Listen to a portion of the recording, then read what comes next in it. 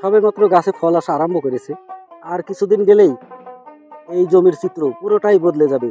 তখন দেখে মনে হবে মাচার নিচে শুধু তরমুজ আর তরমুজ। তো আমাদের সাথে এই মুহূর্তে এই তরমুজ ক্ষেত পরিদর্শন করতে আসছে এয়ার মালিক সিডের চুয়াডাঙ্গা জেলার মার্কেটিং অফিসার শামীম আহমেদ ভাই। শামীম আহমেদ ভাই এই তরমুজ ক্ষেতটা পুরো ঘুরে ঘুরে দেখলো। তো এখন আমি শামীম আহমেদ ভাইকে জিজ্ঞাসা করব যে এই তরমুজের ক্ষেত দেখে আপনার অনুভূতিটা কি? ধন্যবাদ জুবাইর ভাইকে। আমি আমার পরিচয় দিই। আমি Mohammad Shamim Ahmed, senior territory sales officer Chuadanga. তো আজকে এসেছি আমি চুয়াডাঙ্গা জেলার বিষ্ণুপুর গ্রামে। এই গ্রামে সবচেয়ে তরমুজের আবাদটা ভালো হয়। হ্যাঁ, আর তরমুজের চাষের জন্য প্রসিদ্ধ এলাকা। তো আজকে যে জমিতে এসেছি, এই জমিতে একটা ওয়ান্ডার জাতের তরমুজ চাষ করা হয়েছে। তো গাছের বর্তমানে যে গাছের কন্ডিশন, তাতে আহ, যা মনে হচ্ছে এই সময়ে যে এত ভালো একটা রেজাল্ট আসছে, এটা একটা জাতের একটা বৈশিষ্ট্য আমি বলবো। হ্যাঁ, কারণ এই সময় হঠাৎ তাপমাত্রা বৃদ্ধি পাচ্ছে, আবার হঠাৎ করে বৃষ্টি হচ্ছে। হ্যাঁ, তাতে গাছে ভাইরাস আসে, কিন্তু পুরা জমি আমি ঘুরে দেখলাম গাছে একটি গাছেও কোনো ভাইরাস নাই। হ্যাঁ, আর গাছে পর্যাপ্ত পরিমাণ মাল সেট হয়েছে।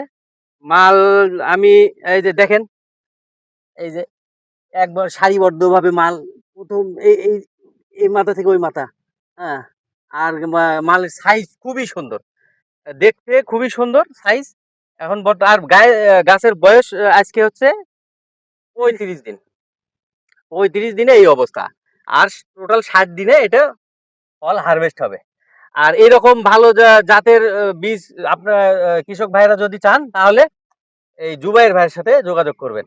আহ, তিনি আমাদের হচ্ছে কোম্পানির ডিলার, এই এলাকার অত্র এলাকার ডিলার। ধন্যবাদ। তোমার এই তরমুজ গাছে কোনো রোগ বালাই দেখা দিয়েছে? না, এখনো দেখা দিই।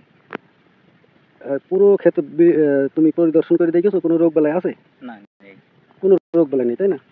আসলে এই এই ভ্যারাইটিটার সবচাইতে বৈশিষ্ট্য হচ্ছে আম, তরমুজের সবথেকে বড় রোগ যেটা হচ্ছে পাউডারি মিলডিউ আর থ্রিপস এবং লতা ফাটা।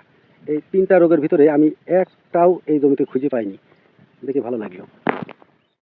বন্ধুরা, আমি জুবাইর হোসেন। আমার ইউটিউব চ্যানেলের নাম প্রথম রাজধানীর কৃষি, আমার ফেসবুক পেজের নাম প্রথম রাজধানীর কৃষি, আর আমার ফেসবুক আইডির নাম জুবাইর হোসেন। তো আপনারা যদি গ্রামের এরকম বাস্তব দৃশ্য দেখতে চান, তাহলে অবশ্যই আমার চ্যানেলটা সাবস্ক্রাইব করবেন, আমাকে ফলো দিবেন।